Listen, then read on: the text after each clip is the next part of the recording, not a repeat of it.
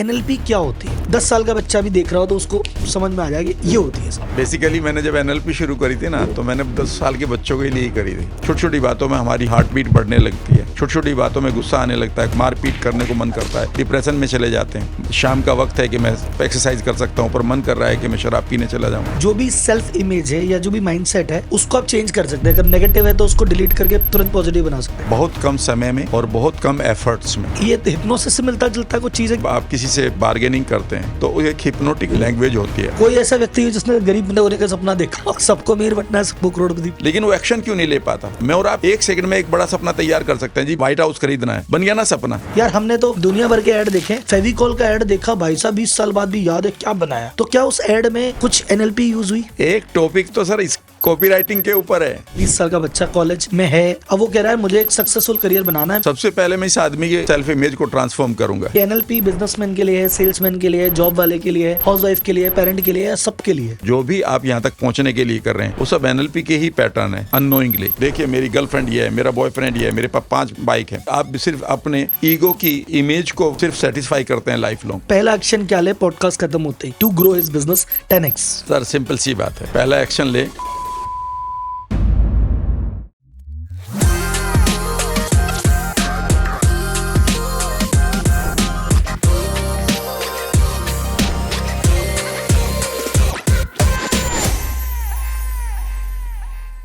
गीता के 6ठे अध्याय में 6ठे श्लोक में श्री कृष्ण कहते हैं तुम्हारा सबसे बड़ा दुश्मन तुम्हारा दिमाग है और तुम्हारा सबसे बड़ा दोस्त भी तुम्हारा दिमाग है।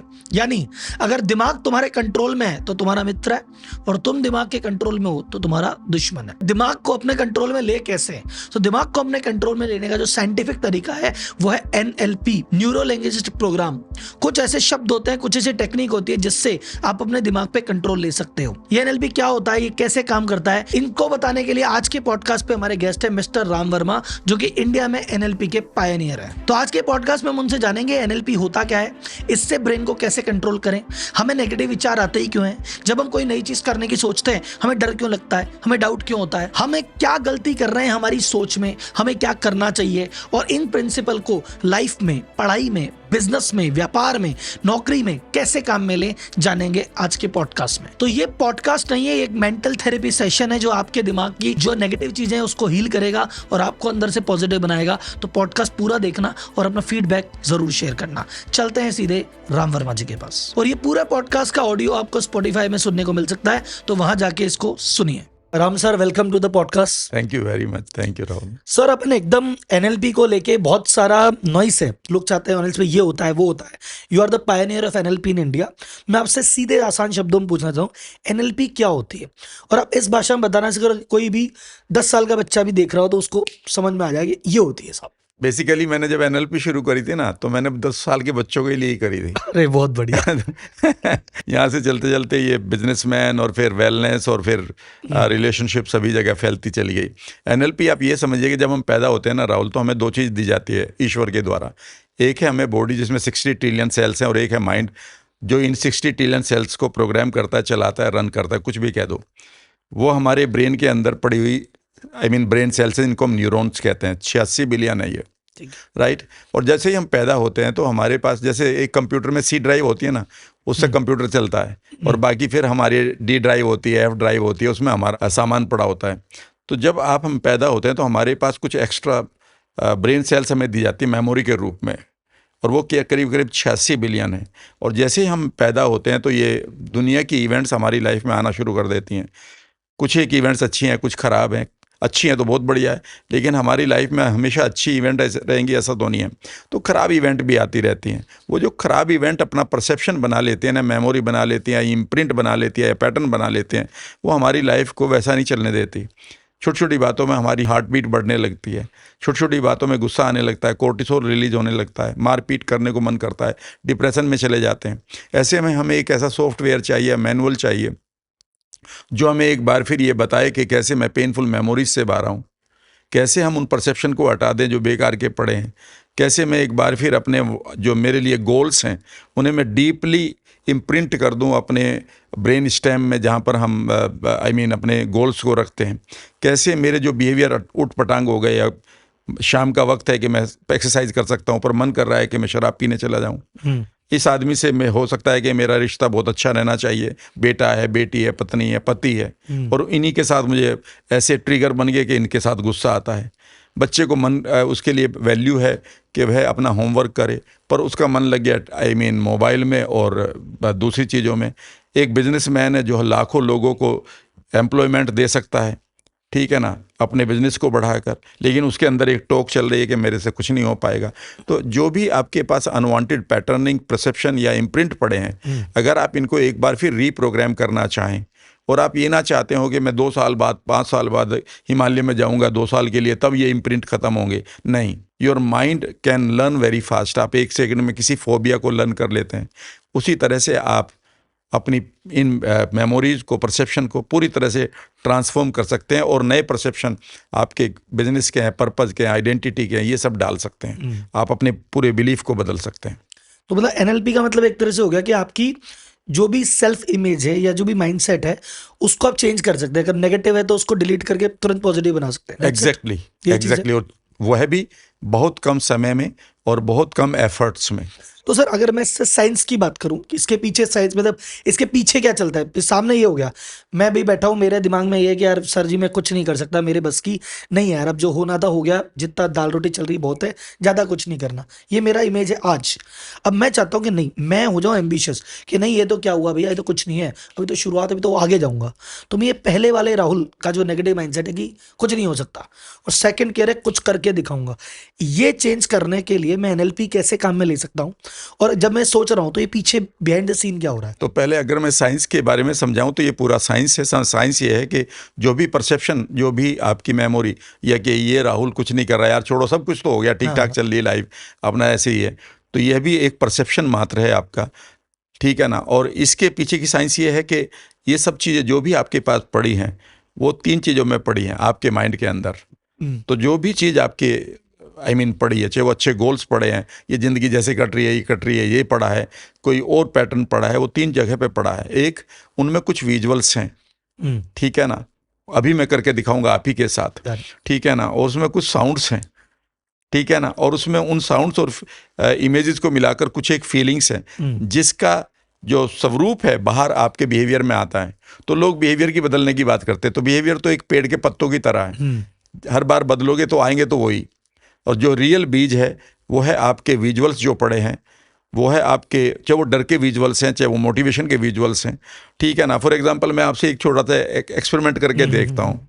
तो थिंक, मैं आपसे ये भी नहीं पूछूंगा कि उसके कंटेंट क्या है, मैं सिर्फ स्ट्रक्चर पूछूंगा साइंस के रूप में, ठीक है। और मैं चाहूँ तो मैं लिख सकता हूँ कि हाँ ये सब कुछ। For example you are married, right, and you remember that event. आप उसको, उस इवेंट को याद कर सकते हैं इजीली कि जहाँ शादी हुई थी, बारात गई थी, ठीक है ना, बाजा बजा था, लोग नाचे थे, आपको रिचुअल हुए थे, आपने अपनी वाइफ को देखा था उस स्पेशल ड्रेस में, ठीक है ना। अगर मैं सिर्फ ये पूछूं आपसे कि गो इनटू दैट टाइम, उस समय में जाइए, एंड जैसे आप उस समय में जा रहे हैं, आपको इवन आंख बंद करने की जरूरत नहीं है, जो इमेजेस आ रही हैं they are black and white और कलरफुल। अभी तो कलरफुल लग रही है मुझे। ओके, कलर्स आर ब्राइट और डल। कलर याद आ रहे हैं वही, राइट, क्या जब मैंने ये पहन रखा था, उसने ये पहन रखा था, वहां थे, ये था, वो शेरवानी, ये कलर से लेके जोड़े का कलर सब याद आ रहा है। अरे याद आ रहा ना। ओके, अगर मैं ये कहूँ कि ये जो इमेज आ रही है, ये दूर नजर आ रही है कि नजदीक या नजर आ रही है मेंटल स्क्रीन पर? मेंटल स्क्रीन पर मतलब थोड़ा सा एक दूर वो है, मतलब इतनी दूर से नजर आ रही है, थोड़ा सा और दूर आ रही है। It is 3 dimensional, drone view है। इट इज 3 डायमेंशनल और 2 डायमेंशनल। 3D मान लो, 3D मान लो। अच्छा, इसमें कोई आवाजें भी हैं जो वहां चल रही थी, वो सुनाई दे रही? ऐसा सच नहीं, हाँ मतलब थोड़ा बहुत वो बैकग्राउंड म्यूजिक कह सकते हो। बैकग्राउंड म्यूजिक था, ठीक है ना। याद रखिएगा, मैंने आपकी शादी को अटेंड नहीं किया, लेकिन मैंने बता दिया कि आपकी शादी का जो स्ट्रक्चर है वो एनएलपी के अनुसार बहुत बढ़िया है, ठीक है ना। लेकिन अगर मैं ये कहूँ, थिंक ऑफ कोई ऐसी किसी डिस्टेंट रिलेटिव के यहाँ गए थे, कोई मीटिंग हुई थी, and suddenly you will find कि वहाँ की इमेजेस डल हैं, वहाँ की इमेजेस ब्लर्ड हैं, दूर हैं, और कई बार उसमें कोई इंटरेस्ट नहीं। याद रखिएगा, इसका मतलब यह है कि जिन चीज़ों में आपका इंटरेस्ट है, उनकी इमेजेस उन चीज़ों से अलग है जिनमें आपका इंटरेस्ट नहीं है। इवन यू थिंक, कह सकते हैं, समझ गए मेरी बात? तो अगर मैं एक बच्चा ये कह रहा है कि मेरा फिजिक्स में मन नहीं लगता, केमिस्ट्री में बहुत लगता है, या वो ये कह रहा है कि मेरा पढ़ाई में मन नहीं लगता लेकिन मेरा टीवी में मन लगता है, तो मुझे सिर्फ 5 मिनट लगेंगे उसके मन को बदलने के लिए। मुझे मोटिवेशन कोई टॉक नहीं देनी वहाँ पर। मैं एकदम से ढूंढूंगा कि तेरा मन जो क्रिकेट खेलने में लगता है या टीवी देखने में लगता है, उन इमेजेस की क्वालिटीज़ क्या है, उनको सब मॉडलिटी कहते हैं। मैं उससे धीरे से पूछूंगा कि भाई जो जब तुम टीवी देख रहे हो तो पिक्चर्स कहाँ हैं, किस तरह से, उसकी लोकेशन क्या है, और जब तुम पढ़ रहे हो तो उसमें कैरेक्टर क्या है, उसमें लोकेशन क्या है, उसमें आवाज़ें क्या है। एंड सडनली वो बता देगा कि इसमें ये आवाज़ आ रही है, वाह वंडरफुल, इट्स माई टाइम। उसमें ये आ रहा है, कौन करेगा, या मम्मी की आवाज़ आ रही, करो homework. So the moment you change इनकी क्वालिटीज़ को, जैसे आप चेंज करते हैं, जो परसेप्शन पड़ा है उसकी एक क्वालिटी होती है, उसमें कुछ एक विजुअल्स हैं, कुछ एक साउंड है, और कुछ उनकी वजह से कुछ एक फीलिंग है। जैसे ही आप उनको बदलना शुरू करते हैं, इमीडिएटली आप, अगर जिस राहुल की बात कर रहे हैं कि उस राहुल को यार मैं थोड़ा सा अब ट्रांसफॉर्म करना चाहता हूँ, और वो ये है कि यार कुछ करना है, इन दोनों को मैं आपको एक टेक्निक अभी बता देता हूँ। प्लीज।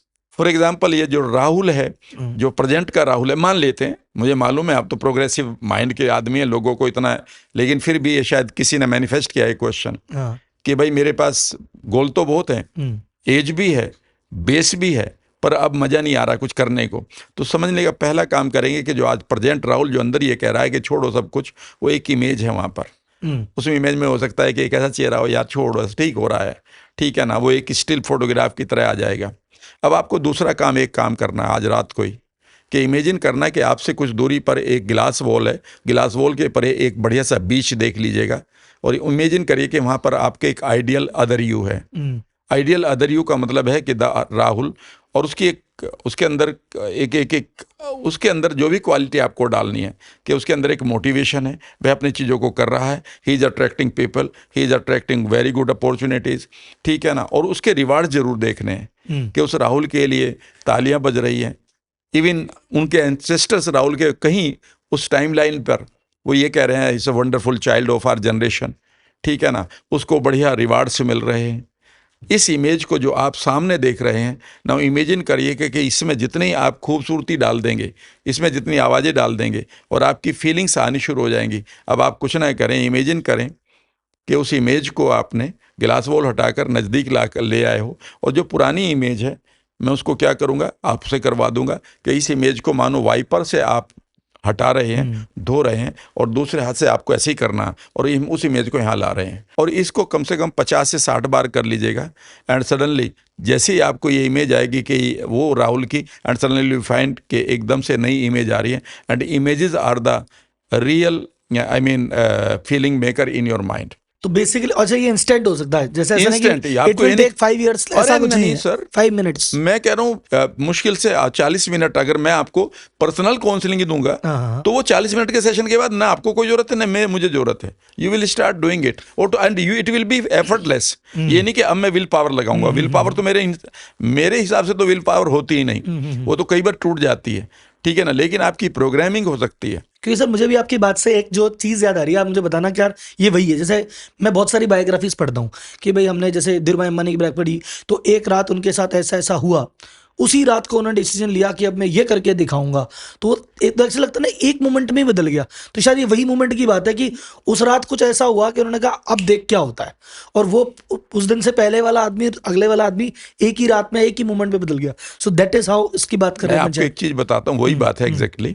याद रखिएगा, जब आप अपने थ्रेशोल्ड को टच करते हैं ना, तब आप ग्रो करते हैं। जब आप थ्रेशोल्ड को, इंटरनल वर्ल्ड में, बाहर के मोटिवेशन से नहीं, जो लोग कह रहे हैं कि तुम कर लो, तुम कर सकते हो, ये इंटरनल वर्ल्ड में जब आपके अंदर एक रिसोर्स पड़ा होता है, एक संसाधन, एक शक्ति पड़ी होती है, और वो शक्ति है उस टाइम भी थी, उससे पहले भी थी वो करने के लिए, लेकिन जब वो लास्ट मोमेंट आता है ना, और वो अंदर से सारा कुछ ऐसा लगता है कि बिखर गया, उस टाइम आपके पास एक स्पेशल रिसोर्स होता है जो ये कहता है कि now it is no more needed, ये मेरा अब नहीं है।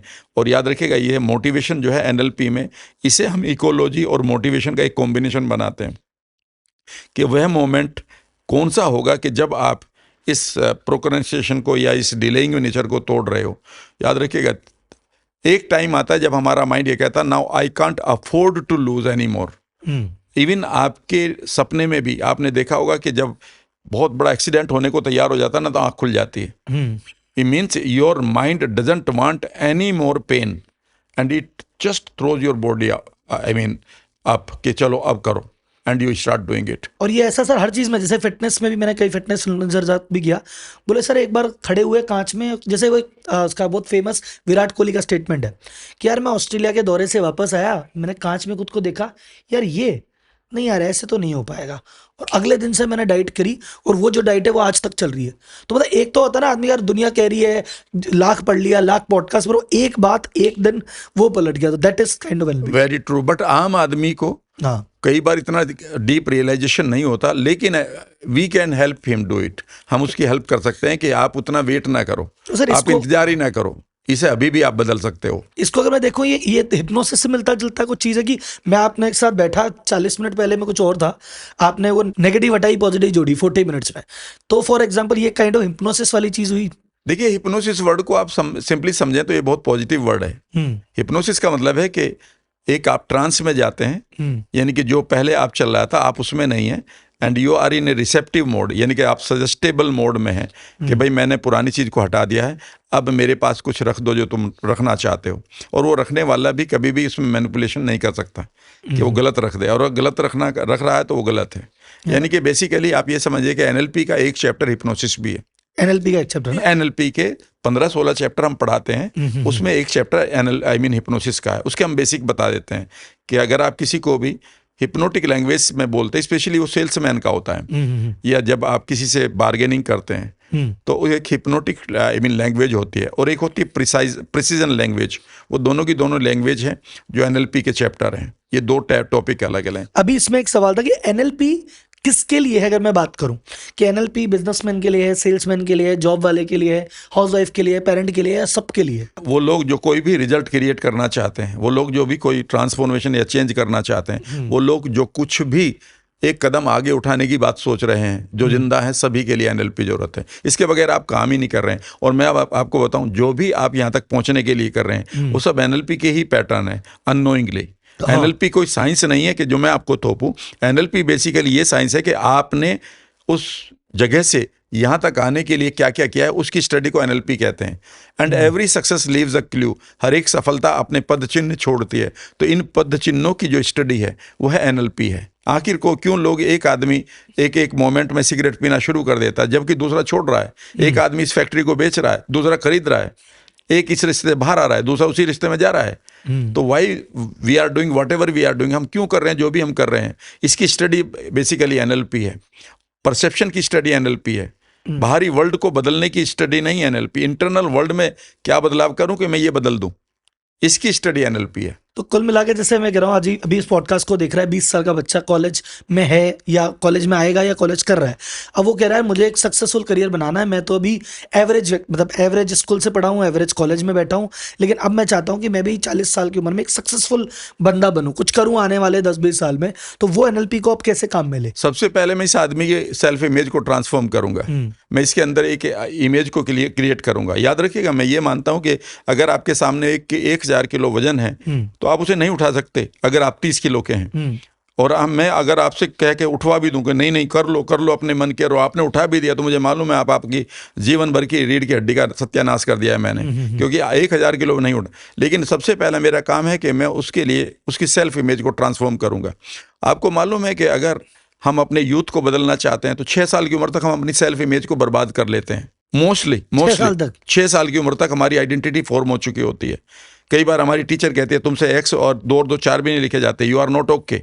फिर हम बड़े होते हैं, तुमसे पानी गिर गया, हम गलत पेरेंटिंग करते हैं। हमने बोला था तुम पानी मत गिराओ, तुमने पानी गिरा दिया, और गिराना वर्ड चल रहा है बच्चे के ऊपर, ठीक है ना। उसके बाद हमारे बॉस आता है, लाइफ में पार्टनर आता है, और वो सिर्फ हमारी उन गलतियों को देखते हैं जो एक बिहेवियर के रूप में आती है, बट वो हमें आइडेंटिटी देते हैं। तुम ये कर रहे हो, तुमने मेरा कल फोन नहीं उठाया, यू आर इररिस्पॉन्सिबल, ठीक है ना। और इस तरह से जो हमारी सेल्फ इमेज होती है वह एक तरह से डेंटेड हो जाती है, उसमें डेंट पड़ जाता है। और फिर हम एक शो करने वाली आइडेंटिटी को लेते हैं। आई एम ए यूथ, देखिए मेरी गर्लफ्रेंड ये है, मेरा बॉयफ्रेंड ये है, मेरे पास 5 बाइक है। सो आप सिर्फ अपने ईगो की इमेज को सिर्फ सेटिस्फाई करते हैं लाइफ लॉन्ग। अगर मैं उस 20 साल के बच्चे को एक बार फिर उसकी काउंसलिंग करूं, तो सबसे पहला काम करूंगा कि मैं उसकी सेल्फ इमेज को बेहतर करूंगा। उसके पास हो सकता है कि इमेज हो आई कांट डू एनीथिंग, मेरी टीचर ने बोला, मेरे पेरेंट्स ने बोला, हो सकता है उसके रिलेटिव्स की आवाज़ें पड़ी हों, सबसे पहले उन आवाज़ों को मैं म्यूट करूँगा। ये मेरे लिए ज़्यादा 1 घंटे का काम होगा। मैं उन इमेजेस को हटाऊंगा जिसमें वो एक विक्टिम रहा है, जिसमें वो कन्फ्यूजन का शिकार हुआ, जिसमें उसका ब्रेकअप हुआ, जिसमें वो अपने ड्रीम्स को टूटते हुए देखा उसने। 20 साल में बहुत कुछ हो चुका है। मैं उसकी सबसे पहले उसको क्लियर करूंगा, यानी कि उसके जो इंटरनल वर्ल्ड को गार्बेज में से भरा पड़ा है। और उसके बाद फिर मैं उसके ऊपर डिफरेंट टेक्निक है, उनमें से एक टेक्निक का नाम वॉल्ट डिज्नी एक्सरसाइज है, यानी कि मैं उसके ड्रीमर पार्ट को जागृत करूंगा। मैं उसे एक इंटरनल वर्ल्ड में लेकर जाऊंगा, इसे हम एंकरिंग या ट्रिगरिंग कहते हैं। और मैं कहूँगा गो इन टू द टाइम जब आपने सपने देखे थे। वो कहता मैंने तो 5वीं क्लास में छोड़ दिए थे। 5वीं क्लास में देखे थे, हाँ, क्या करना चाहते थे? मैं स्कूल को बदलना चाहता था, मैं पेरेंट्स को ये करना चाहता था। हम उसी स्टेट में लेकर जाते हैं उसको, एंड इमीडिएटली हम उसके ड्रीमर की जो एक पोटेंशियल उसको निकालते हैं। लेकिन याद रखिएगा, ड्रीमर एकदम से एक्शन लेने लगे ऐसा बिल्कुल भी नहीं होता, जबकि बाहरी वर्ल्ड में यही पढ़ा जाता है।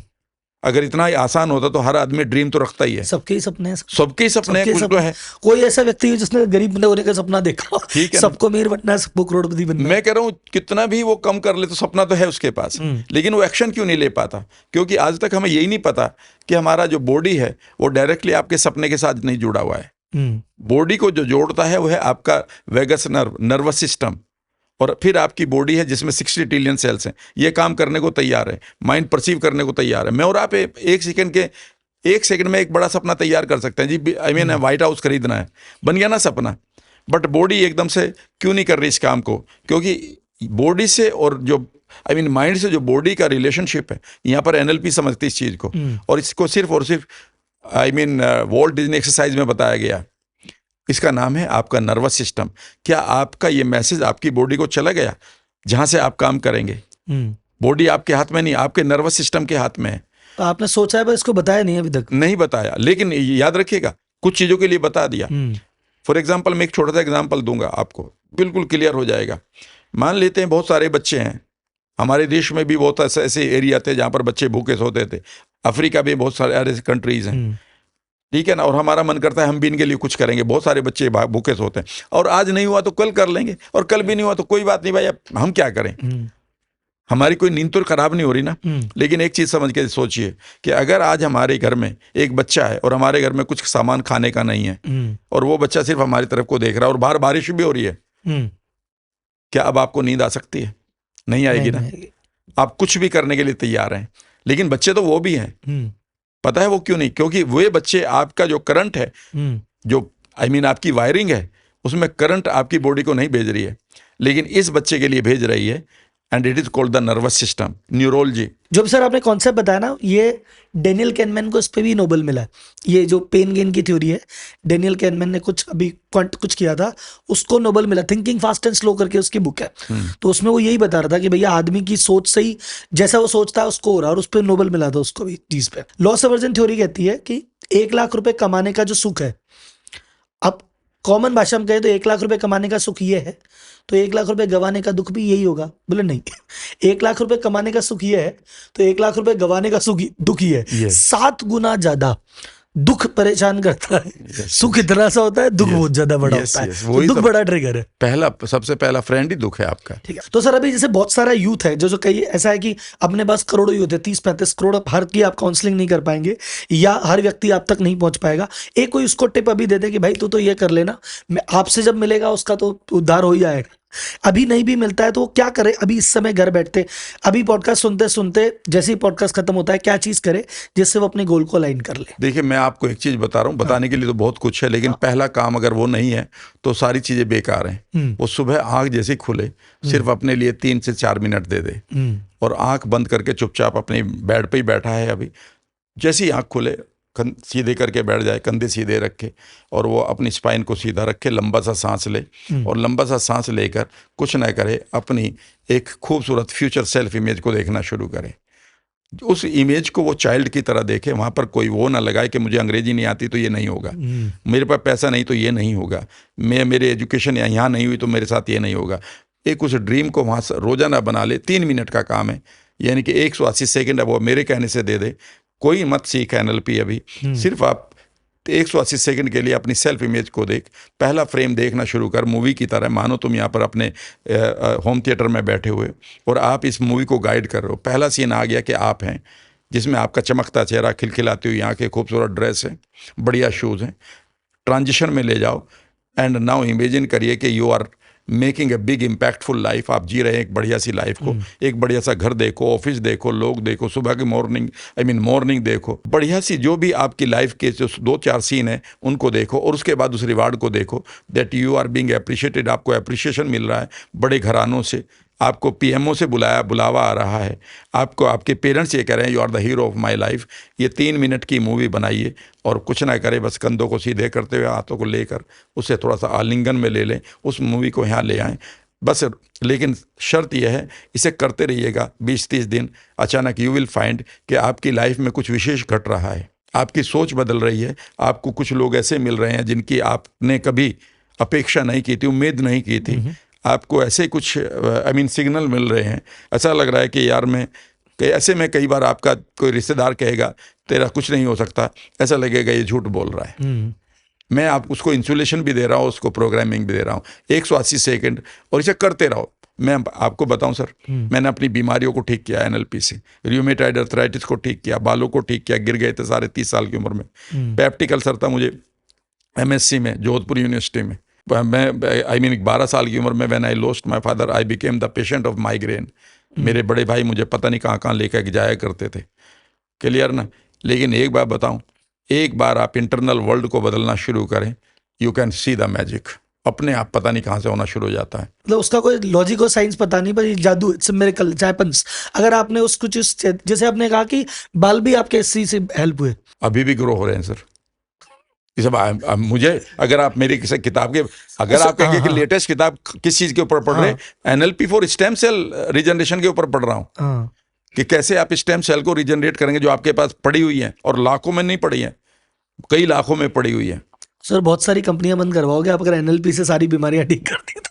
बहुत सारी कंपनियां बोलोगी अरे भाई साहब यार ये मत बताओ हमारी गोलियां दवाई कैसे बिकेगी। लेकिन मैं अपने देश के यूथ को तो जरूर बताऊंगा। नहीं सर, बताना चाहिए भाई, वो अपना काम कर रहे हैं, अब अपना काम करेंगे भाई। किसी को कोई शराब बेच रहा है तो कोई दूध बेच रहा है, कोई शहद बेच रहा है, जिसको जो बेचना है बेच रहा है।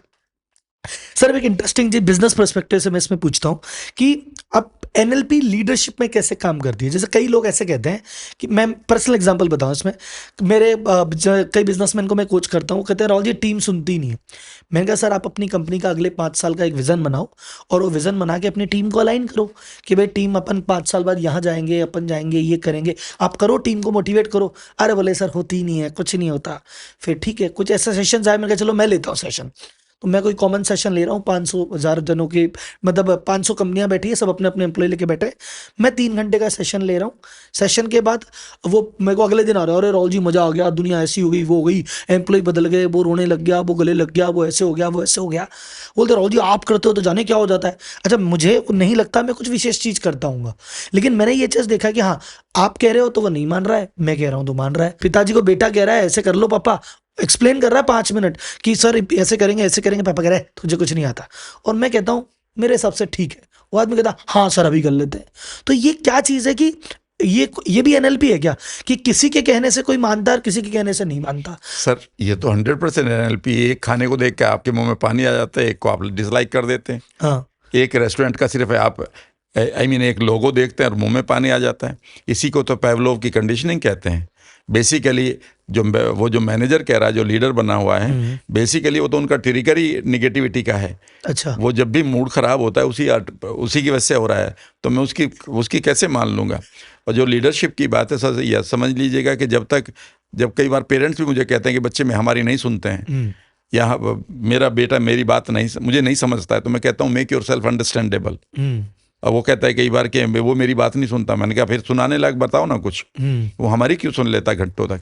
याद रखिएगा, जब भी आप अपने ट्रिगर को खराब कर चुके होंगे किसी की आंख में, किसी की निगाहों में, तो फिर इतना इजीली वो बनेगा नहीं।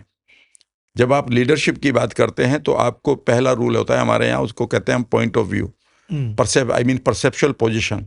अगर मुझे ये समझना है कि मेरा जो एम्प्लॉय है ठीक है ना, वो मेरी बात क्यों मानेगा, तो सबसे पहले मुझे बनना पड़ेगा, उसकी चेयर पर जाना पड़ेगा, अपनी चेयर छोड़कर अपनी इमेजिनेशन में, विजुअलाइजेशन में, कि मैं उस जगह पर बैठा हूँ और मैं वो क्या फील कर रहा है इस समय, उसकी क्या क्या परेशानियां हैं, उसकी अपनी कुछ मुसीबतें हो सकती हैं पास्ट के, उसके अपने घर के कुछ किस्से हो सकते हैं, उसकी कुछ मेरे से नाराज़गी हो सकती है, और जब मैं उसकी चेयर पर अपने आप को देखूंगा तो हो सकता है कि मैंने ही सारी गलतियां की हुई हूँ। याद रखिएगा, जब भी आप, meaning of your communication is the response you get, ये रूल है एनएलपी का। The meaning of your communication, आपके कम्युनिकेशन का जो मीनिंग है इस चीज़ से डिपेंड होता है कि आपको रेस्पॉन्स क्या मिल रहा है। अगर लोग आपके नहीं सुन रहे हैं तो याद रखिएगा, आपका मीनिंग जो है आपके कम्युनिकेशन का, वो या आपको बदलना पड़ेगा, वह मीनिंगलेस हो चुका है, इसलिए वो सुनने लायक नहीं रहा।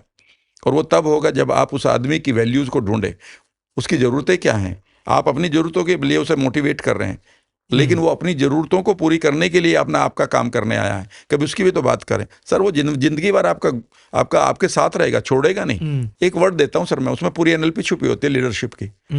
We are wise for others, हम दूसरों के लिए वाइज हैं। बेसिकली जब भी खुद के लिए वाइज बनना है तो दूसरा आप बन जाए। बहुत बढ़िया सर, क्योंकि ये क्या है सर इसमें एक चीज कि जैसे अगर आप मेरे दोस्त हो, आपका दिल टूटा, तो मैं बोलूंगा अरे क्यों रो रहा है, इतनी सी तो बात है, अरे खूब हो जाएगा, अरे क्या टेंशन लेता है।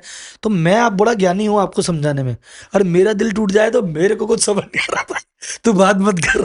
तो आप जो घटना दूसरों के साथ घटी, आप बहुत ज्ञानी हो। अरे तू ऐसे क्यों है, तू परेशान कर, ऐसे कुछ नहीं होता, सारा लॉजिक है आपके पास, और आपके साथ वो सेम घटना हो जाए, वो सारा लॉजिक गया साइड में, वो आदमी हो जाता है emotional मेरे पूरा। मेंटर क्या करते थे, जब भी अपने लिए वाइज बनना तो अदर यू में चले जाओ, अपने आप को गिलास बोल के परे रखो कि तूने कितने बड़ी बेवकूफ़ी कर रखी है, Done. पिछले 90 दिन में तेरी क्या क्या गलतियां हैं, पिछले 15 दिन, पिछले 90 दिनों में तू क्या कर सकता था, तूने क्या किया, पिछले 6 महीने के तेरे कौन से ऐसे बिहेवियर हैं जिसकी वजह से ये रिश्ता टूट रहा है।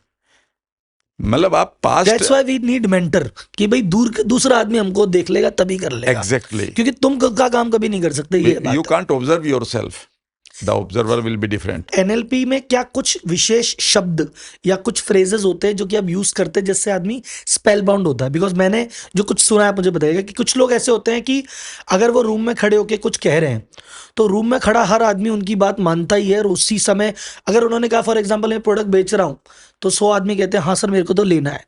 रूम से बाहर निकल के चाहे 20 आदमी बोले अरे लेना तो नहीं था, पता नहीं क्या हुआ, मैं तो उस समय तो ले लिया यार, मेरे को तो नहीं लेना था। तो वो 20 आदमी नहीं लेते वैसे कभी, पर उस आदमी ने उस समय दे दिया।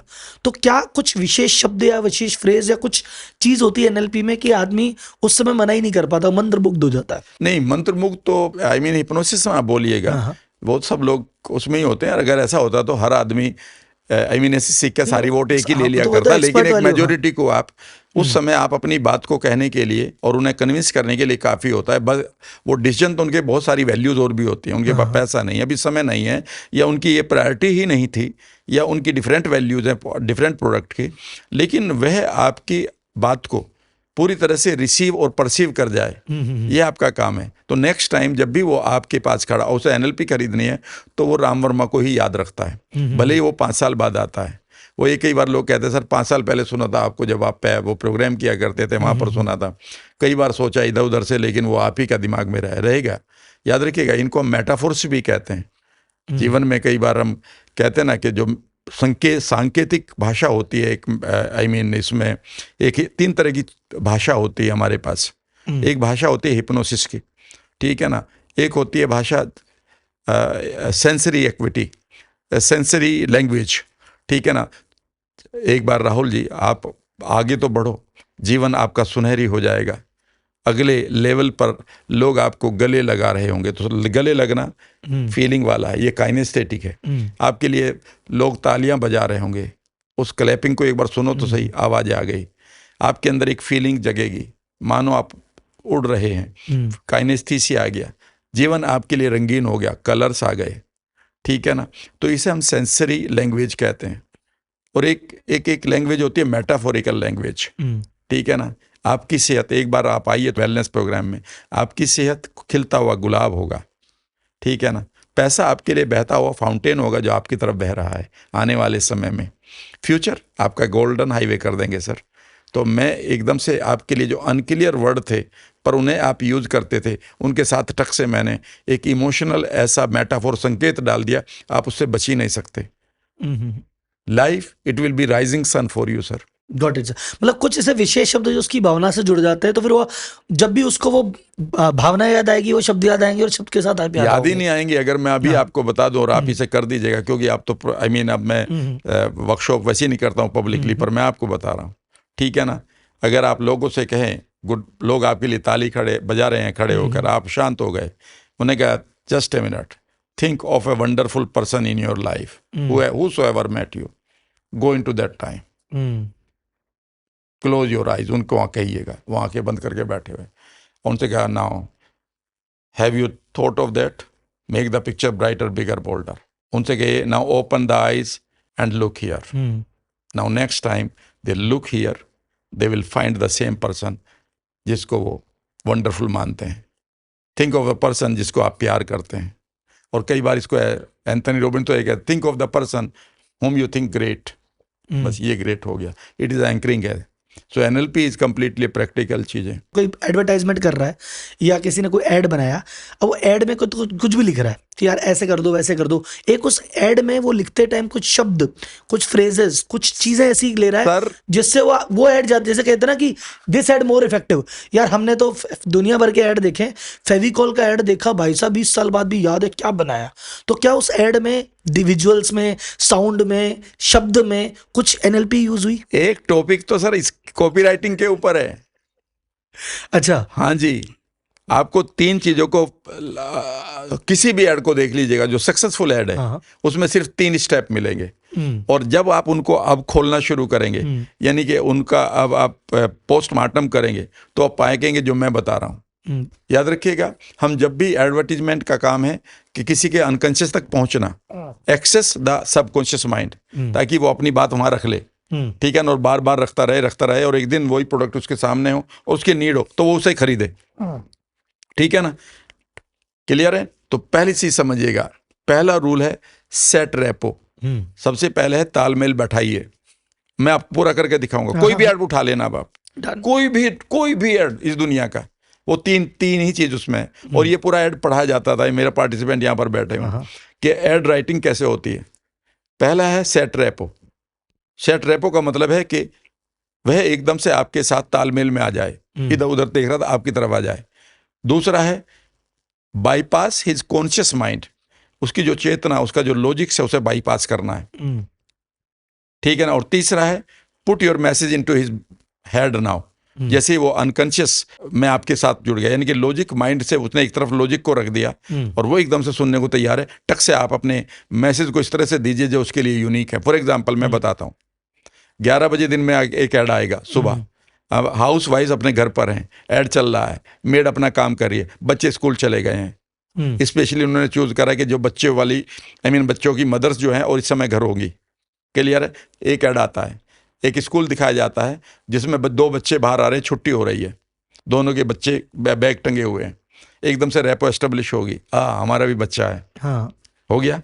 जैसे वो बाहर बच्चे आते हैं, एकदम से वो क्या करते हैं, एक वहां पर गड्ढा है पानी का, उसमें कूदते हैं, थपाक। अब एकदम से लॉजिकल माइंड खत्म हो गया। अगर लॉजिकली है, ये क्यों कूद रहे हैं, ऐसे थोड़े कूदते हैं, कूदना नहीं चाहिए, ऐसे तो नहीं सोचता ना।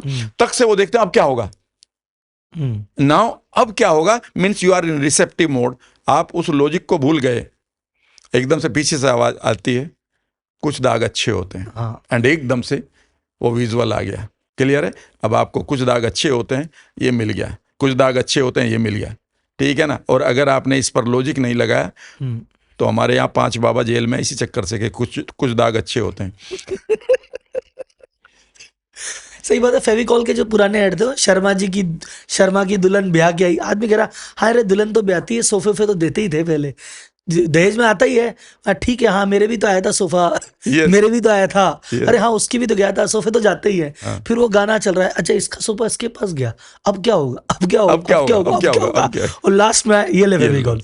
और सर मैं तो अभी आपकी बात से लग रहा है जितने भी ग्रेट ऐड है, 3 मिनट, अगर जैसे कोई बहुत महान ऐड जो आपको याद है आज कि one of the best add, अगर वो 1 मिनट का ऐड है 60 सेकंड का, 55 मिनट तक तो उनका प्रोडक्ट ही नहीं होता। नहीं, 55 से लास्ट के 55 सेकंड उनका प्रोडक्ट नहीं होगा। लास्ट के 5 सेकंड से गप से आता, अरे यार ये, अरे यार, तभी तो इम्पैक्ट आएगा, तभी तो याद है। भाई आप समझने की कोशिश करो राहुल जी, एक पार्टी में मैं जाता हूँ, एक दोस्त है मेरा, आपका मान लेते हैं, वो जिंदगी भर, ठीक है ना, वो दोस्ती कर रहा, हाथ मिला रहा है, एक ये नेचुरल प्रोसेस बन गई, ठीक है ना। अचानक एक दिन वो अगर हमें गाली दे दे, ठीक है ना, और वो गाली ऐसी हो कि जिसको हम कभी भी अपनी वैल्यूज में लाइक नहीं करते, ये इवेंट जिंदगी भर याद रहेगी, यस और नो। वो सारी भूल जाएंगे कि उन्होंने भाई 1000 बार हाथ मिलाकर हमें हेल्प भी किया, लेकिन ये इवेंट नहीं जाएगी। पता क्यों? Because it was unique. तो एडवर्टीजमेंट का पहला रूल है कि मेक दैट इवेंट यूनिक, ठीक है ना। ऐसे ही नहीं है कि भाई अगर यूनिक नहीं बना तो मज़ा नहीं आएगा, और जितनी वो यूनिक बनेगी उतना ही आपने उसके सबकॉन्शियस माइंड की तरफ एक्सेस लेना शुरू कर दिया और उसके लॉजिक माइंड को हटाना शुरू कर दिया, ठीक है ना। एकदम से एक चॉकलेटी हीरो आएगा, वह भी एक स्पेशल कैरेक्टर में आएगा, टपोरी में, और एकदम से जैसे वो देखेगा आप चॉकलेटी हीरो, वो आपका फेवरेट है कि ये ठीक है, पापा कहते हैं, बड़ा नाम है भाई, आप रैपो में आ गए। वे अपनी ब्रांडिंग इसीलिए ख़राब नहीं करते कभी भी। और उसके बाद एकदम से वो कुछ ऐसा कुछ करेंगे, वो पूछेगा एक ठंडा देना, ओके कौन सा ठंडा? अब आप सोच लेंगे यार क्या होगा अब, और एकदम से मतलब ठंडा मतलब आ गया, ठीक।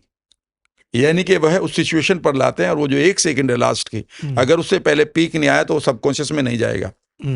इसलिए जितने भी यूनिक इवेंट हैं सबकॉन्शियस में जाती हैं। आपके सामने यहाँ से हजारों लोग निकल रहे हैं सामने रोड से, अगर आप खड़े हो जाएं तो आपको कोई याद नहीं रहेगा। अगर वो नए सर कोई जानने वाला नहीं, वो दूसरी बात है, उसे तो आप पहले से जानते हैं। लेकिन अगर सोचिए कि 1 लाख लोगों में से एक आदमी को सचमुच में पूंछ निकली हुई हो घोड़े वाली, अब ये जिंदगी भर आप याद रखेंगे। आपके नाती पोते पूछेंगे, नाना जी दादाजी कहाँ देखा था? बेंगलोर में नहीं, भाई बेवकूफ, दिल्ली में भी देखा, मुंबई में देखा था, उस रोड पे ये वाली शर्ट पहनी, ये वाली शर्ट पहन रखी थी। भाई कोई मैं कह रहा हूँ 7 फुट का कोई 200 किलो का आदमी दिख जाए, बोल रहे भाई इतना लंबा आदमी पहली बार देखा। बिकॉज जो भी चीज आपकी लाइफ में यूनिक होगी, तो जब भी आप कोई भी चीज देना चाहते हैं तो एनएलपी का पहला रूल है मेक इट यूनिक। इसीलिए कंपनीज में ये बताया जाता है कि सिर्फ हमेशा ये मत सोचो कि दिवाली आएगी तभी आप इन्हें बोनस और गिफ्ट देंगे। Sometimes do it with the surprise, do it with the surprise. यही पेरेंटिंग में गड़बड़ कर रहे हैं, हम कुछ भी उन्हें सरप्राइज के रूप में नहीं दे रहे हैं। हाँ, सरप्राइज के रूप में दे रहे हैं तो उनको सिर्फ और सिर्फ वो गलत चीज दे रहे हैं, तुमने फिर पानी गिरा दिया। सर एक चीज थी, जैसे अभी आपने जो कहा, मैं इसको एक बार मुझे क्लैरिटी देना। नॉर्मली अभी आपने कहा रूटीन चीजें होती है, आदमी याद नहीं रखता, यूनिक होती है, सबकॉन्शियस में जाती है। अभी तक मोस्ट ऑफ द लोग ऐसे कहते हैं भी पॉजिटिव चीजें कोई याद नहीं रखता, नेगेटिव हमेशा सबकॉन्शियस में आती है। ऐसा है या क्या चीज़ है? लोग कहते हैं नेगेटिव अटक जाता है, पॉजिटिव। जैसे मैंने आपकी तारीफ करी, अरे सर क्या बढ़िया आदमी हो, मजा आ गया मजा आ गया मजा आ गया, तो वो मजा आ गया तो साइड में है। और अगर मैं कह दूं अरे सर मतलब आज तो अजीब सी लग रहे हो, क्या बात है, नाक आज टेढ़ी सी लगी मुझे, तो आप बोले यार राहुल जी बताओ, मैंने नाक टेढ़ी बोले थे, बताए क्या? वो यार राहुल जी नाक टेढ़ी ऐसे कैसे बोल दी मेरी? तो कहने का मतलब है नेगेटिव तो याद रह जाएगा आपको, इसलिए पॉजिटिव याद नहीं रहता। ऐसा भी होता है? इसलिए बिल्कुल यही होता है, बिकॉज हमारा माइंड 2 इश्यूज को लेता है। एक होता है अनरिजोल्व इशू, उसे वो जिंदगी भर रखता है, अनरिजोल्व इशू, और एक होता है रिजोल्व इशू। आपने मेरी तारीफ करी, हमने सेलिब्रेट किया, हमने इस इशू को रिजोल्व कर लिया और आगे बढ़ गए, यानी कि इसने हमें पकड़ कर नहीं रखा, ठीक है ना। लेकिन अगर मेरा यहाँ पर्स खो जाए, अब ये अनरिजोल्व है शाम तक के लिए, जब तक कि पर्स नहीं मिलेगा और मेरा कार्ड वार्ड नहीं मिलेंगे, इज दैट राइट? मेरा दिमाग यहीं रहेगा।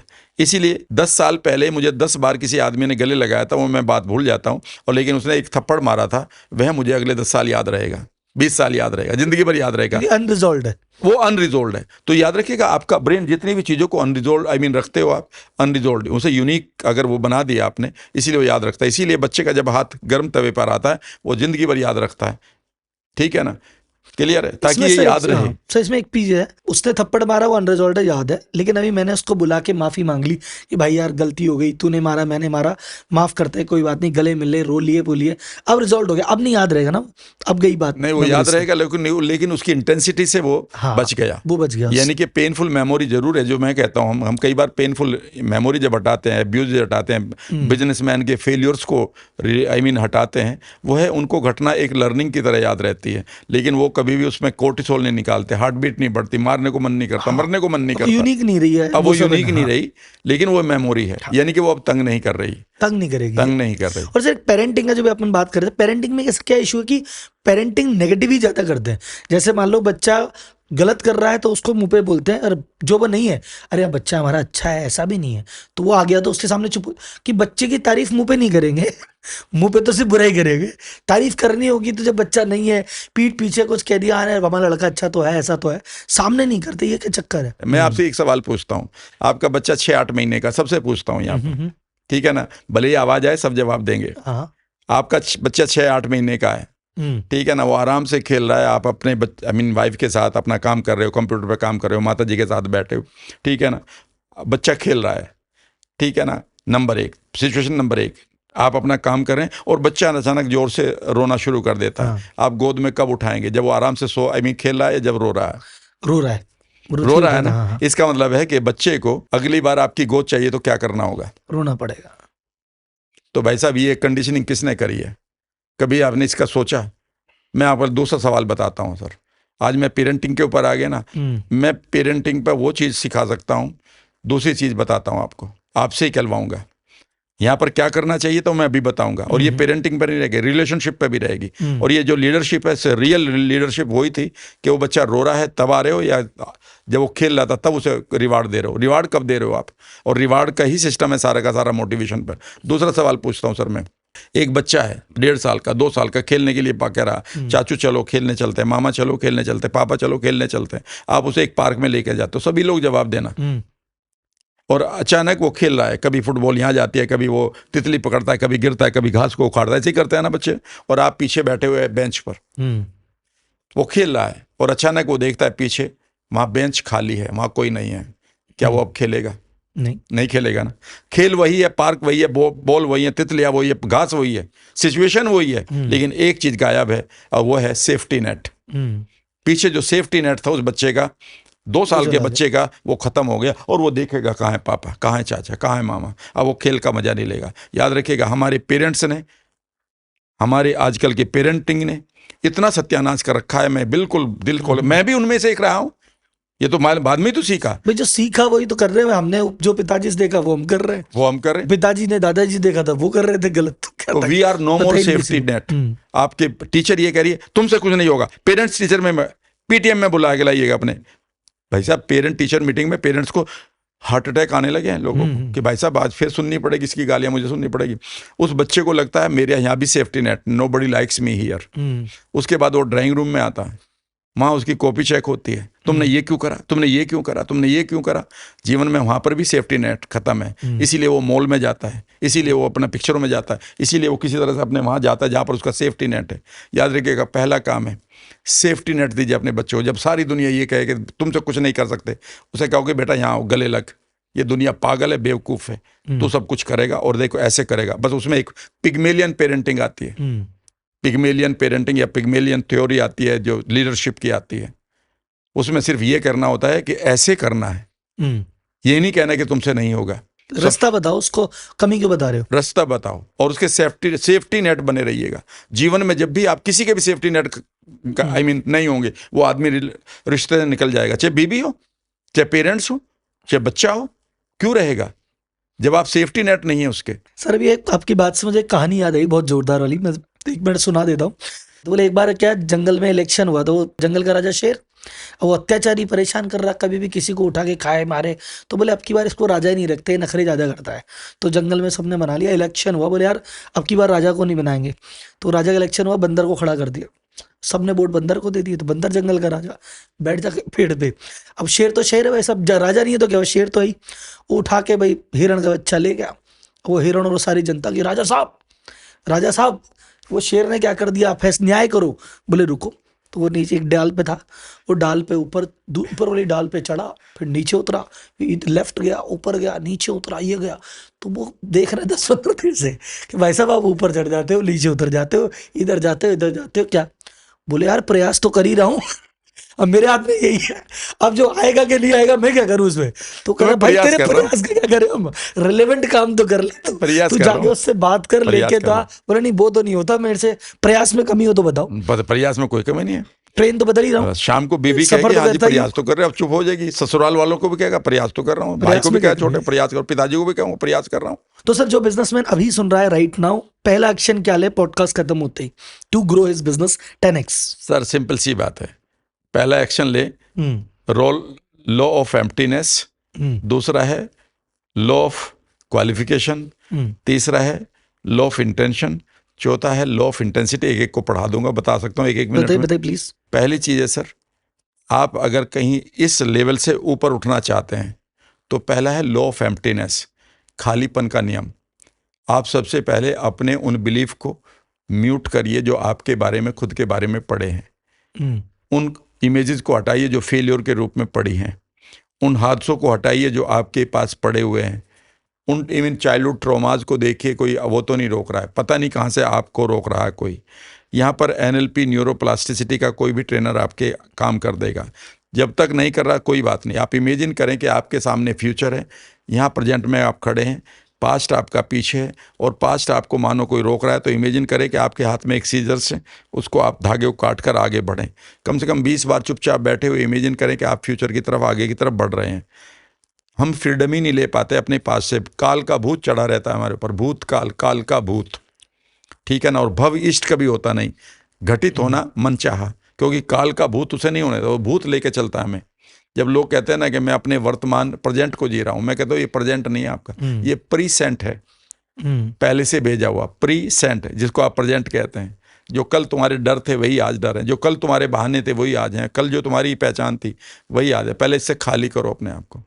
दूसरा वर्ड होता है इसमें लॉ ऑफ क्वालिफिकेशन। नाउ आप क्वालिफाई करने के लिए आप एक छोटी सी एक्सरसाइज करो, और एक्सरसाइज ये है सर, मैं आपको एक छोटा सा तरीका बता रहा हूँ, और तरीका जो है NLP की टेक्निक ही करा देता हूँ यहाँ पर।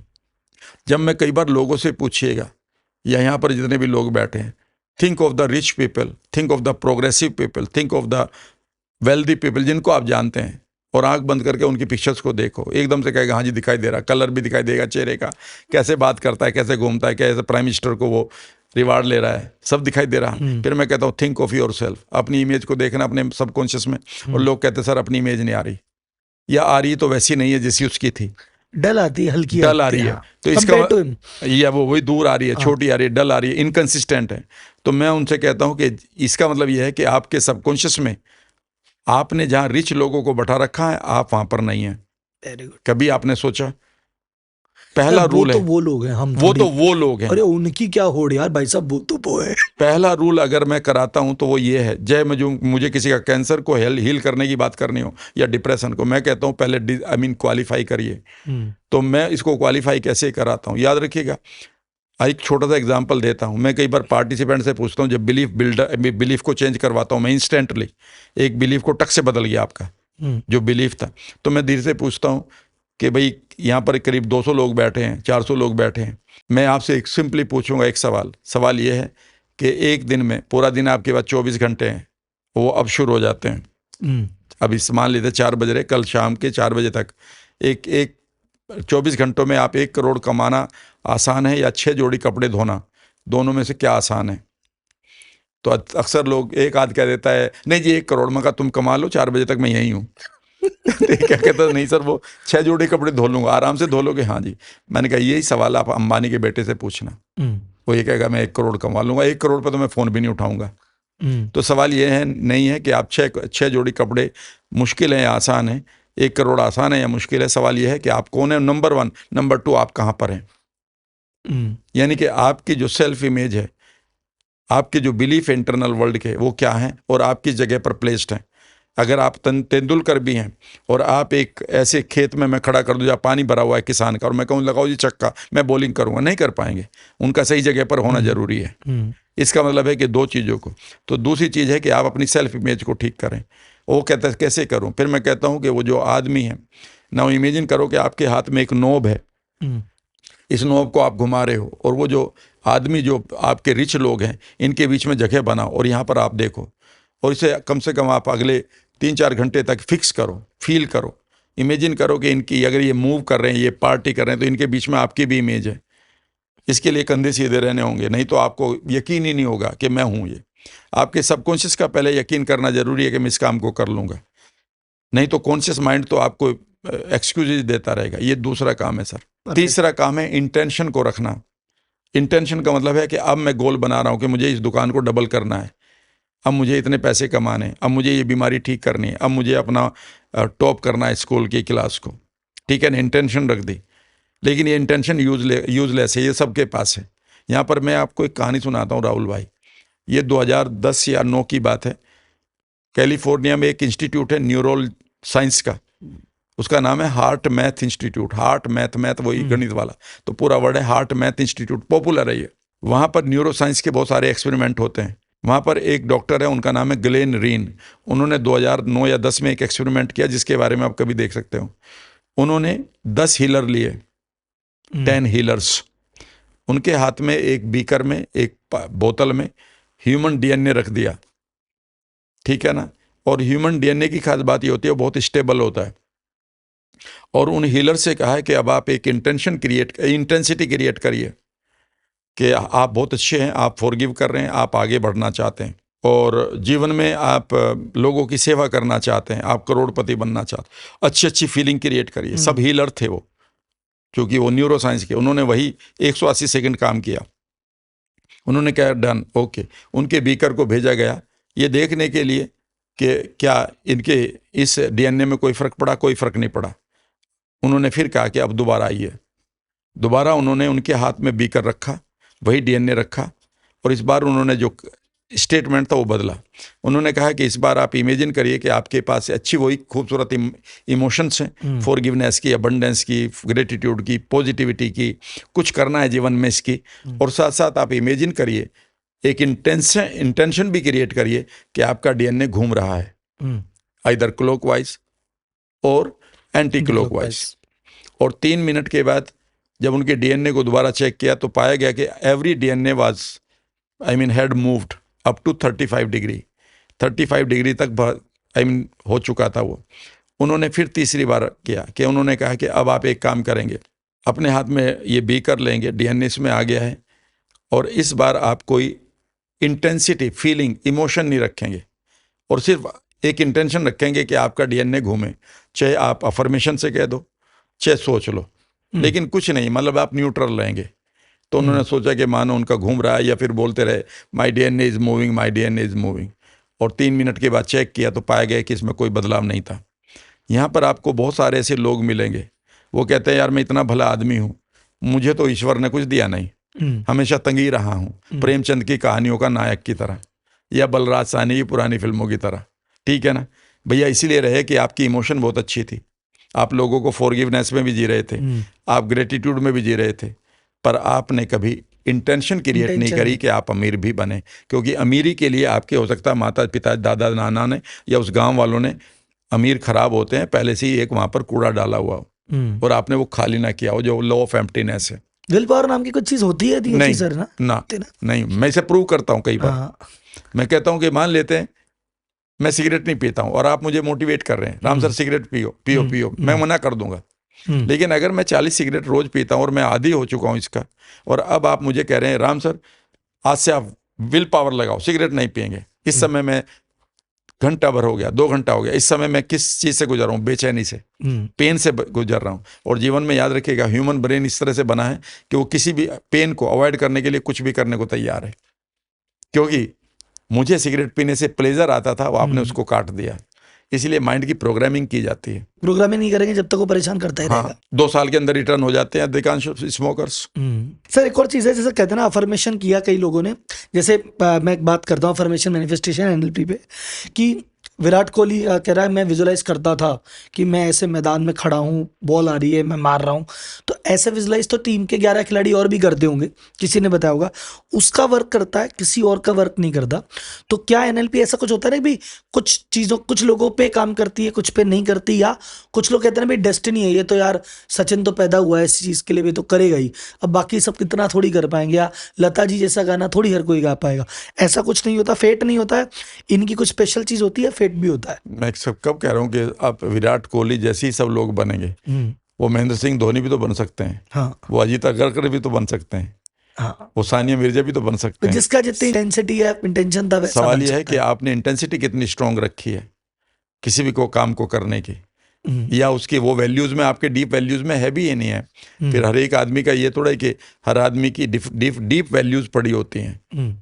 एक आदमी ये कह रहा है कि मुझे करोड़, 1000 करोड़ कमाने और उसमें मुझे बचाना, एक कहता मेरा भी ले जा, तो I will be feeling happy, ठीक है ना, मैं तो देकर खुश हूँ, एक आदमी कहता मुझे लेकर खुश हूँ।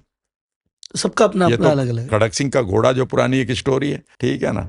आजकल जैसे एक चीज बहुत चल रही है, जरा सा अगर पिताजी ने मान लो, पहले की बात करते हैं कि पहले पे पिताजी से तो बेटा सीधे बात ही नहीं करता था, गले लगना छोड़ दो, पिताजी घर के अंदर बेटा घर से बाहर, या पिताजी इस कमरे में तो बेटा उस कमरे में, दूरी काइंड ऑफ रहती थी। पिताजी या तो विख्यात थे मारने कूटने के लिए कि चप्पल से मारेंगे, कुछ बात हो गई तो पिताजी को बुला, और पिताजी से सब पिटे हुए हैं जितने भी पुराने लोग हैं। हाँ, उसमें एक ठीक है। चीज और भी होती थी कि चुप हाँ। कराने के लिए दोबारा भी पेट देते हाँ, थे। चुप रख, तू रोया क्यों, एक और बार मारेंगे। तो ये चीज होती थी, और वो सब हो गई, निकल गए। कोई बच्चा ये नहीं कहता कि यार मेरे को पिताजी ने मारा, मेरा ट्रोमा है। आज की रेट में अपन ये कहते हैं कि भैया छोटा कोई बच्चा है, उसको जरा सा पिताजी ने डांट दिया, वो बच्चा रोने लग गया, कहता है ट्रोमा हो गया, आपने मेरे मेंटल स्ट्रेस दे दिया। तो एक, या तो हम लोग गलत थे कि हमारे साथ ट्रोमा हुआ, हमको पता ही नहीं था हमारे साथ ट्रोमा हो गया, हम नादान थे, या फिर इनके साथ ट्रोमा हो कुछ नहीं रहा है, जरा सी चीज हो रही है पर हैंडल नहीं कर पा रहे तो उसको ट्रोमा बोल रहे हैं। ये चक्कर क्या है, मतलब कौन सही कौन गलत वाली बात, ये ट्रोमा है भी या नहीं है जो अभी हो रहा है? पहली तो बात सर, अंधेरे में भूत है या नहीं, हाँ। ये उस आदमी के ऊपर है जो मानता है। ठीक है तो है नहीं, लेकिन उस आदमी को कह के देखो। हाँ। जिसको लिफ्ट का फोबिया है, हाँ। आप कह दो लिफ्ट में तो लोग आ रहे जा रहे हैं, वो कहेगा कॉन्शियसली हाँ जा रहे, लेकिन मेरा दम घुटता है, यानी कि आई फील बैड। डस्ट में एलर्जी तो है नहीं, पर कुछ को हो रही है। तो सवाल ये है कि कहाँ से ट्रिगर हो रहे हैं। पहली बातों को ले लेते हैं। सर मैं तो गांव से आया हूँ, मेरे गांव में तो पिताजी की तो छोड़िए, मेरे गांव का कुम्हार, लोहार, नाई और बढ़ाई, 4 लोग ऐसे हुआ करते थे जो जिनका कोई वो नहीं था, मतलब हमारे घर में दखल नहीं था। हाँ। पर उनका एक दखल जरूर था कि गांव का कोई भी बच्चा, किसी का भी हो, हाँ। अगर कहीं पकड़ा गया, कूट पीरियड देना। छोड़ते हुए, फिल्म देखते हुए, गुल्ली डंडा खेलते हुए, गाली देते हुए, तो सबको पीटने का अधिकार था। और उतना ही था जितना घर वाले तो कई तरस भी खा जाते थे, वो तो पीट के लाया करते थे, भाई ये ऐसे कर रहा था, तो घर वाले कहते थे हाँ ठीक है अंदर चला जा और तुम बैठो। अब एक ही बात कहते थे, ठोका कर इसे जहाँ भी मिल जाए। हाँ। ठीक है ना, हमें तो कभी ट्रॉमा नहीं हुआ, हमें तो बल्कि ऐसा लगता है कि यार वो दिन कितने अच्छे फन थे, था, क्योंकि वो फन वो था, हसीन लम्हे हैं, वो पॉजिटिव मेमोरी है, याद है हमको। ठीक है ना। वो तो ऐसा था, जब कई बार चोर भी पीछे भागते थे, साइकिल छोड़ के भागना पड़ता था। हाँ। हाँ। ठीक है ना, अपना बैग वैग छोड़ के, ये तो कई बार हुआ, बैग तो छोड़कर हमने कई बार भागे हैं कि भैया जान बचाओ, जंगल में घुस जाते थे, छुप के बैठे रहते थे। हमें तो कभी ट्रॉमा नहीं हुआ, क्लियर है। क्योंकि वो एक बेसिकली यहाँ पर एक वर्ड होता है जिसे मेरे मेंटोर ने सिखाया, वो है लोकल मॉडल एक्सेलेंस। हम बेसिकली अपने बिहेवियर को लोकल मॉडल में जो चल रहा है उससे उठाते हैं। ठीक है ना, हमारे यहाँ पर हमें पढ़ाया जाता था कि भाई देखो, किसी की भी जो महिला है गांव की, वह आपकी माँ बहन के बराबर है, हर एक के लिए महिला, या दादी है या बुआ है या चाची है, इसके अलावा कुछ नहीं है। ठीक है ना। अब हमारे घर में वो चल रहा है कि खन्ना साहब की 5 गर्लफ्रेंड है, मिसिज खन्ना के 5 बॉयफ्रेंड हैं, और वो फिल्म बच्चे देख रहे हैं, फिर बच्चे देख के अपने बाप की तरफ को देखते हैं, ये तो पता नहीं कहाँ से आया है। ठीक है ना, गोट माई पॉइंट। अब आप यकीन नहीं करेंगे, छोटी छोटी बच्ची हैं और माँ डिस्कस कर रहे हैं, आप यकीन नहीं करेंगे कि आप एक फैमिली से मैं बात कर रहा था आप ही के शहर के, मैंने कहा जी, उन्होंने कहा थी मेरी बेटी से बात कर लो सर, शी कंसीडर यू, आप मेरे मेंटोर हैं तो आपको बहुत प्यार करती है, हर किसी सब वीडियो देखती है, सारी वर्कशॉप में मेरे साथ बैठती है। मैं कितनी उम्र है, उन्होंने कहा जी 12 साल। And the girl started talking about के अंकल मैं तो बिल्कुल, मैं तो हर चीज़ मम्मी को बताती हूँ, और मैं तो बताती हूँ कि वहाँ पर मेरी फ्रेंड्स की आजकल कितनों के साथ किस किस रिलेशनशिप चल रही है, कितनों का ब्रेकअप हुआ है, और सब। मैं क्या यार ये ऐसे डिस्कस कर रही है, 12 साढ़े 12 साल की बच्ची। आई वॉज कन्फ्यूज कि मेरी उम्र 66 साल है और उसकी 12 साल है, तो ये तो she is more, I mean ठीक है ना। तो वो लोकल मॉडल एक्सेलेंस ने उन्हें बता दिया कि तुम ऐसे कॉमन हो गया वाली चीज। याद रखिएगा, जितने भी हमें बिहेवियर आता है वह उस एनवायरनमेंट से आता है। जब वहाँ पर सब कह रहे हैं, वहाँ आप पढ़ने वाले बच्चे को नर्ड बता दिया जाता है, जो वहाँ हीरो बनेगा, ठीक है ना, जिसके पास बाइक है, गर्लफ्रेंड है, वो उसका उन सब का रोल मॉडल बन जाता है। तो हमारी वैल्यूज बदल गई। तो ये बदली हुई वैल्यू का ही नतीजा है कि बच्चों को ट्रॉमा कर रहे हैं, और उनको हाथ नहीं लगा सकते, ठीक है ना, उनको गाइड नहीं कर सकते, उनकी गलतियों पर भी उनको कुछ नहीं कह सकते, उनको और चिल्ला नहीं सकते, मारना तो बहुत दूर हो गया भाई, सर मैं चिल्ला नहीं सकते हैं। अगर आपको पिताजी डांट दे तो how dare you talk to me, मैं तो भाई क्यों बेटा पता चल रहा आपने मेरे से ऐसे कैसे बात की, अब मेरे ट्रॉमा हो गया है। इसके ट्रॉमा कैसे हो गया? तूने ये देख के मेरे ट्रॉमा हो गया, मुझे क्या हो गया देश को? तो ये तो बहुत आई मीन बिगड़ता स्वरूप है कि एक तरह से सोसाइटी का, जहाँ पर हमारे एम्पैथी खत्म हो गई है, I mean relating, sense of relating ही खत्म हो रही है। रिलेशनशिप तो बाद में आती है ना, सेंस ऑफ रिलेटिंग पहले आती है कि आप रिलेट कैसे कर रहे हैं। तो सर अभी इसके उपाय, अच्छा अब ये ट्रोमा हो गया तो इसके उपाय के लिए थेरेपी चल गई, तो ये थेरेपी रियल थिंग है कि हाँ भाई होनी चाहिए अगर ऐसी कोई बात है, या फिर ये फैशन एंड फैड है क्योंकि चल रहा है तो भाई ठीक है कुछ भी करो, ऐसा कुछ है? लेकिन अगर ऐसे चलते रहे तो आप you will not be happy, because जब आपका कोई कनेक्शन ही नहीं है अपने बच्चे के साथ, या बच्चे का आपके साथ कनेक्शन नहीं है, तो who is guiding them? The TV वाले पीपल, हाँ, social media people, social media people. तो वही उनकी रियलिटी बनने जा रही है और उसी रियलिटी को वो जी रहे हैं। आप उनको कहिए कि आपको, आपके लिए आधी रात को खाना मंगा कर खाना आपके लिए डिप्रेसिंग है, आपके लिए जो कार्ब खा रहे हो, ये एक्सेसिव जो आप ट्रांस फैट खा रहे हो, it is killing your brain, ये आपके ब्रेन को मार देगा। 35 साल की उम्र में, 40 साल की उम्र में लोगों को आई मीन सिजोफ्रेनिया हो रहा है, 50 साल की उम्र में पार्किंसन हो रही है, भूलने की बीमारियां हो रही हैं, अनकंट्रोल्ड बिहेवियर हो रहे हैं। बट अगर वो ये कहें हु केयर्स, बिकॉज यही वर्ड उन्होंने पढ़ा है, हु केयर्स, तो फिर वही उसका नतीजा भी आएगा। याद रखिएगा, ये तो बहुत सिचुएशन ख़राब है। ऐसे में हमें पूरे समाज को एक रेस्पॉन्सिबिलिटी लेनी होगी, क्योंकि समाज, सोसाइटी ही पूरी तरह से तैयार करती है। आप ये देखिएगा उनको पढ़ाया क्या जा रहा है, उनकी सिग्निफिकेंस कहाँ से आ रही है। हम याद रखिएगा, हर एक आदमी किसी न किसी हाई के लिए काम करता है। मैं और आप यहाँ पर बैठे हैं, हमें किसी का भला हो जाए, इससे एक हाई मिल रहा है, एक तरह से किक मिल रही है। सवाल ये है कि आप किसी भी आदमी को किक कहाँ से मिल रही है? शराब पीकर, या किसी को गले लगाकर, गरीब बनकर या अमीर बनकर, तलाक लेकर या किसी शादी में रहकर, किसी के इंसल्ट करके या किसी को गले लगाकर। याद रखिएगा, हर आदमी एक किक के लिए तैयार नहीं हो रहा है। लेकिन सवाल यह है कि हमारे बच्चों ने किक, हमारे बच्चों की जो किक मिल रही है उसे कौन डिसाइड कर रहा है? अगर वो लोग वो डिसाइड कर रहे हैं जो इस सोसाइटी का हिस्सा नहीं है, बाहर की कल्चर कर रही है, तो याद रखिएगा फिर किक तो होना चाहिए। वो किक याद रखिएगा हमें मिल जाती थी, किक तब मिल जाती थी जब वो बढ़ई या वो जो कुमार थे, जब डंडा लेके पीछे भागते थे और हम आगे भागते थे, और वो पीछे से डंडा मार कई बार फेंकता था, लग गया तो वो खुश और नहीं लगा तो हम खुश रहते थे। ठीक है ना? चप्पल नहीं होती थी 8वीं 9वीं क्लास तक, हमें तो कोई ट्रॉमा नहीं था। 10वीं क्लास में मैं, भाई साहब मेरे से एक सवाल पूछा था, 10वीं क्लास में डिस्ट्रिक्ट मुजफ्फरनगर वेस्टर्न यूपी में जनवरी के महीने में 4 डिग्री टेम्परेचर रहता है, 3 रहता है। और जब मैं 10th का वो एग्ज़ाम दे रहा था अपनी केमिस्ट्री के लैब में, तो मेरे टीचर ने, जो बाहर से आया करते थे वाई वाले ने, अब भी आते हैं, उसने एक ही सवाल पूछा था, तुम जूते क्यों नहीं पहन रखे? मैंने कहा सर नहीं है। उन्होंने कहा बाहर जाओ जूते पहन कर आओ, ये केमिस्ट्री की लैब है, एक बार भी गिरी आपका एसिड तो हाथ जल जाएगा, पैर जल जाएगा, टूटे हुए यहाँ बीकर पड़े हैं। मैंने कहा सर बाहर नहीं है। उन्होंने कहा चप्पल पहनो, मैं कहा नहीं है। उन्होंने कहा फादर से कहो, मैंने कहा वो भी नहीं है। लेकिन वहां पर ऐसा कोई ट्रॉमा नहीं था।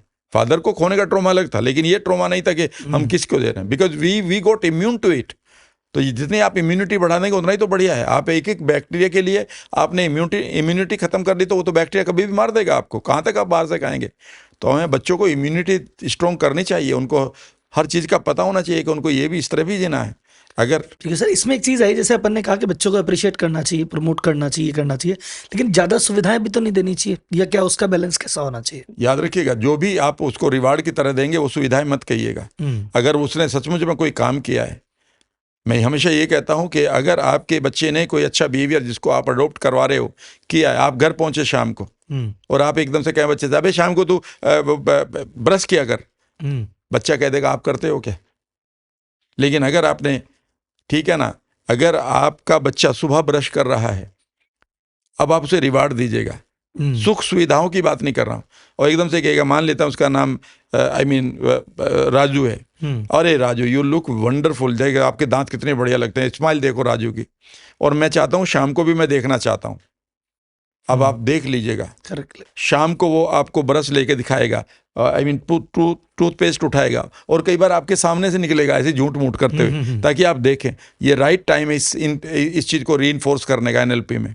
अगर यहाँ पर आप चूक गए तो वो समझ जाएगा ये आदमी जो मैनिपुलेटर है, वो अब आपके साथ मैनिपुलेशन खेलना शुरू करेगा कि ये अपना काम निकलवाता है, मैं भी अपना काम निकलवाऊंगा। याद रखिएगा, जितने भी बच्चों के बिहेवियर उसमें वो रेस्पॉन्सिबल नहीं है, अपन ही है, हम सब लोग हैं, टीचर्स हैं, टीचर्स सबसे ज़्यादा हैं, पेरेंट्स सबसे ज़्यादा हैं, वो मैनिपुलेशन सिखाते हैं। ग्रेट सर, अब आते हैं sir final rapid fire round की तरफ, एक बार फटाफट 1 मिनट में करते हैं। आपकी फेवरेट बुक?